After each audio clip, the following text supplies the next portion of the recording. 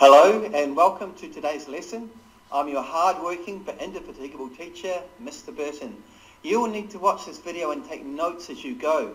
You may need to watch certain parts of the video a few times to ensure complete understanding.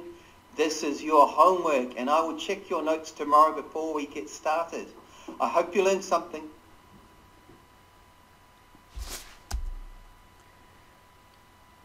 Okay, welcome to today's lesson, and today's lesson is a continuation on from our measuring economic activity.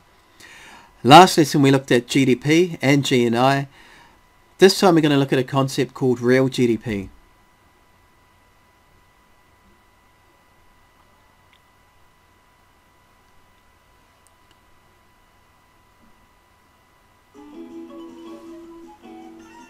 GDP stands for Gross Domestic Product and is the measure of the total economic output of the goods and services of a country.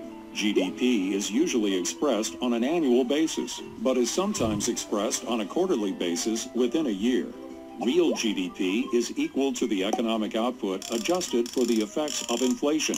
Nominal GDP is economic output without the inflation adjustments. Nominal GDP is usually higher than real GDP because inflation is typically a positive number. Nominal GDP is used when comparing different quarters of output within the same year.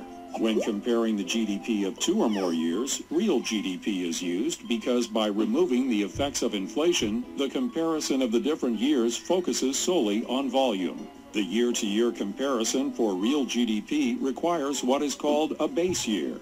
The base year is nothing more than a year to which all the other years are adjusted. Think of it as the as-if year, in that all the other years' GDP must be adjusted as if prices were the same in that year as they were in the base year. For example, California is a small island country that only produces one product, golf balls. California's nominal GDP was $70 million for 2012 and $90 million for 2013. $20 million seems like a substantial increase in GDP, but in 2012 the price of a golf ball was $1. In 2013 the price for a golf ball increased to $1.20. California's 2012 total output in units was 70 million golf balls. $70 million divided by $1. For 2013, the total output was 75 million golf balls, $90 million divided by $1.20. If the 2013 nominal GDP was adjusted for inflation so that the total units produced were calculated at the 2012 price of $1, since 2012 is the base year in this example, then real GDP for 2013 is $75 million. 75 million units times $1 per unit. With this adjustment, there is still an increase in GDP, but only $5 million, which is solely attributable to the increase in production from 70 million golf balls to 75 million golf balls. Okay, so real GDP is real important. By stripping out the effects of inflation, we can look at real growth in national income and real growth in national output by removing the price changes associated with inflation. Inflation is defined as a sustained increase in the general price level. Nominal and real GDP. Nominal GDP is what we've been looking at so far. It's the value of output at current market prices. No adjustments are made. Real GDP, we're talking about nominal GDP that has been adjusted for changes in the price relative to a base year. It is changes in real GDP that allow us to measure real economic growth in real terms or increases in the standard of living. Real GDP, nominal GDP, less inflation. So take for example our expenditure method. GDP equals the price paid for goods and services and the quantity purchased. This will give us a total value of goods and services produced by an economy. If prices in the economy increase by 10% on average, which is inflation, then GDP is also going to increase by 10% if the quantity of goods and services remain the same. Nothing extra has been produced or consumed, But no one would say that anyone in the economy is actually better off. But if you look at only nominal GDP figures, it would appear that economic activity is increasing.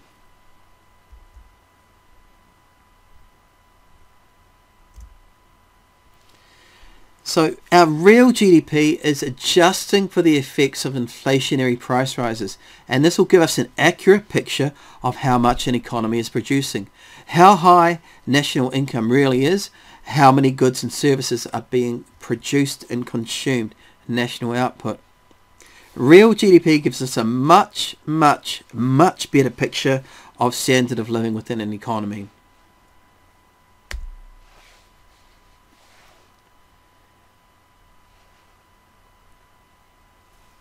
The GDP deflator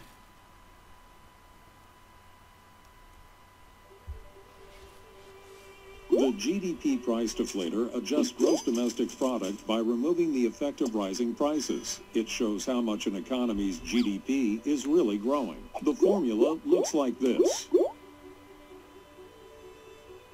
A nation's gross domestic product is the total value of the goods and services it produces over a period of time. A nation's nominal GDP is the total value of goods and services it produces over a period without adjustment for inflation. A nation's real GDP is its nominal GDP adjusted for inflation, which reflects the real amount of goods and services produced. The Consumer Price Index measures the average change over time in prices consumers pay for a fixed basket of goods and services. The GDP price deflator is not based on a fixed basket, so it reflects changes in consumption or the addition of new goods or services.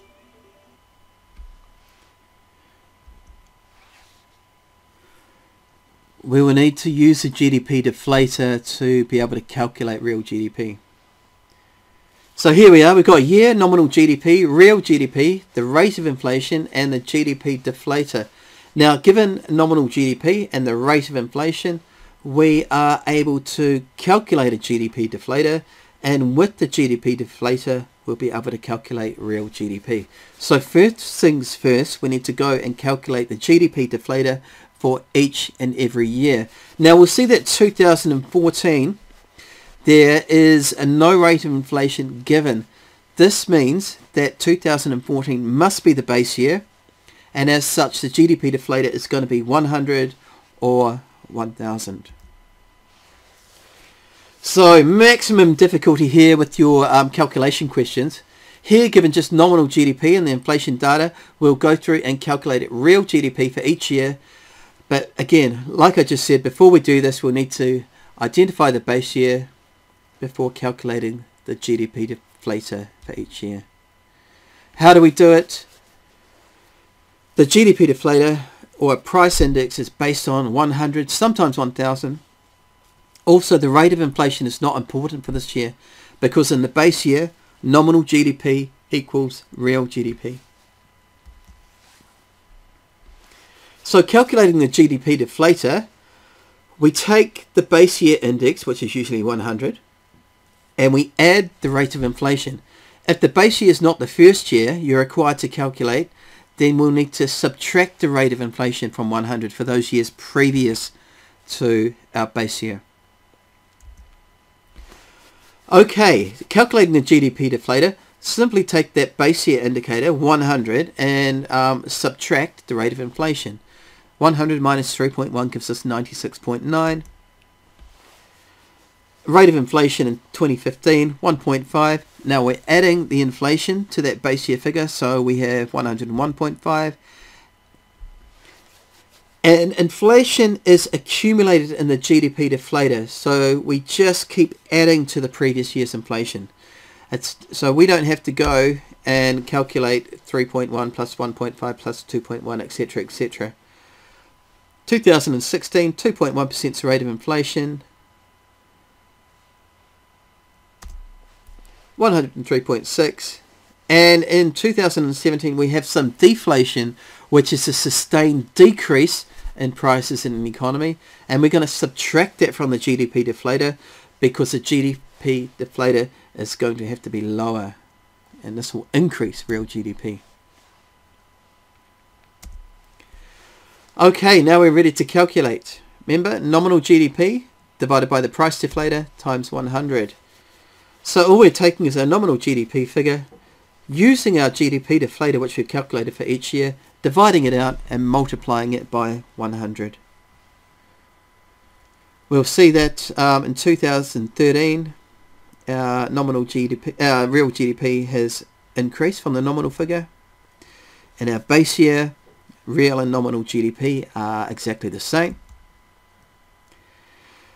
2015, again, we're taking these nominal figures, dividing them out by the GDP deflator and using that to calculate our real GDP figure.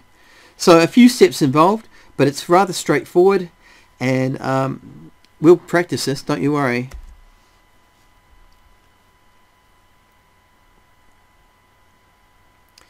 Economic growth. Right, having determined real GDP, we can calculate economic growth. Economic growth occurs when the market value of goods and services in an economy increases in one period compared to another.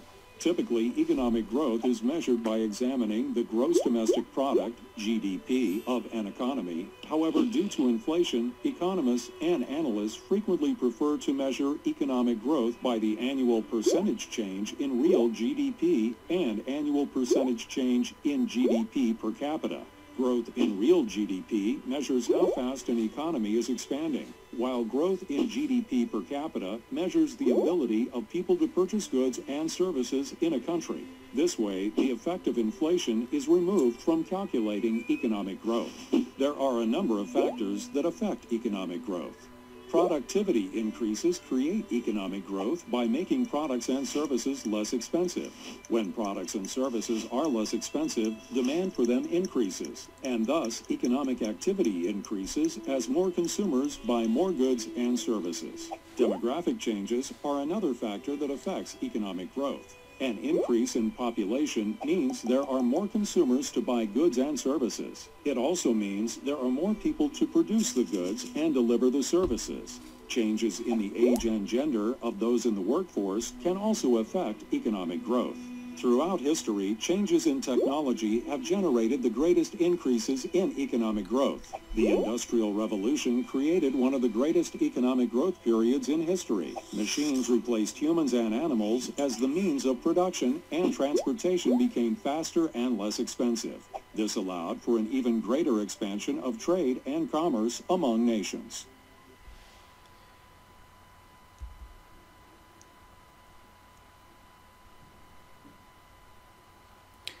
Calculating real economic growth, pretty straightforward. It's just a percentage change formula here, right?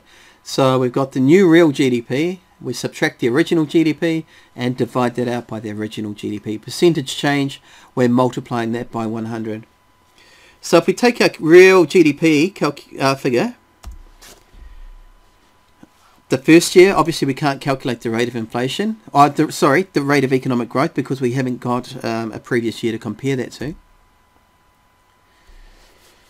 So, calculating out for 2014, we take the 2014 real GDP figure, we subtract the previous year, 2013, divide that out by the 2013 figure, multiply that by 100, and we have a rate of real economic growth of 5.10%. Going through, doing the same thing year by year by year. Sometimes economic activity can decrease, and this will be reflected as a negative rate of economic growth. So you must include the negative sign in front of your percentage. Pretty straightforward. As long as you know your percentage change formula, you will be fine with calculating real economic growth.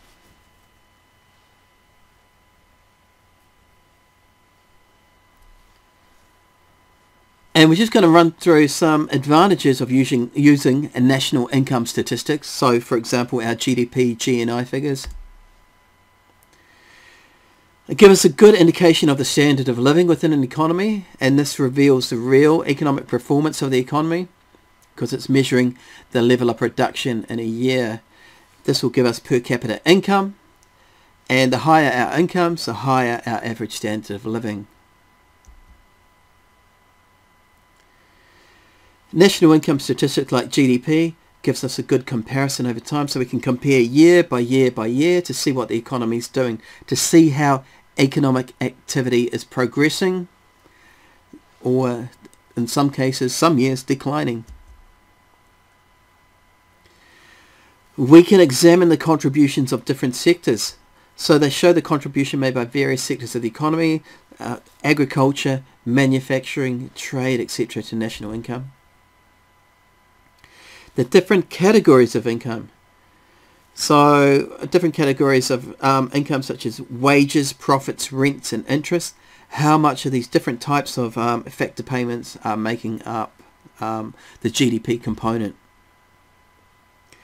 We can compare country by country.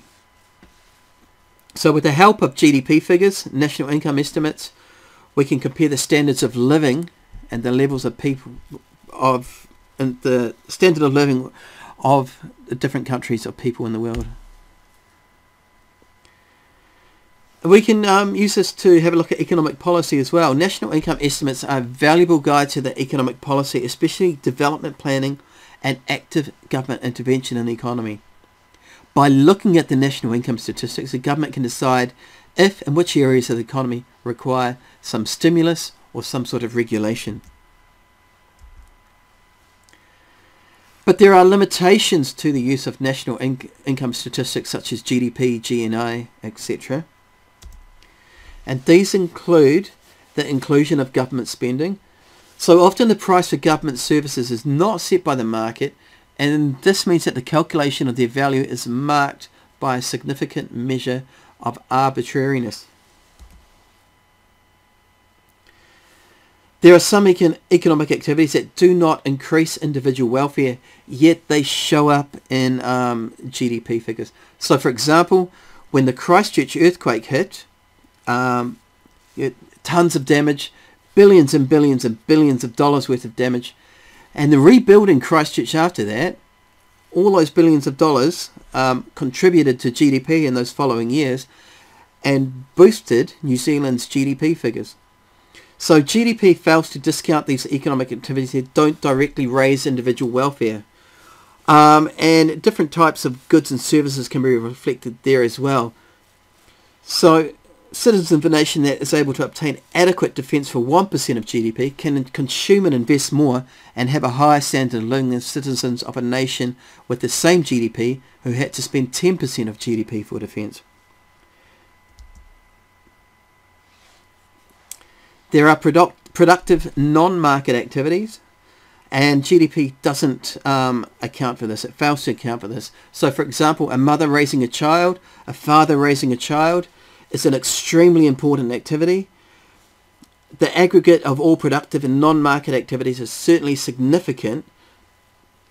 GDP, however, does not account for any unpaid work whatsoever, no matter how productive that may be.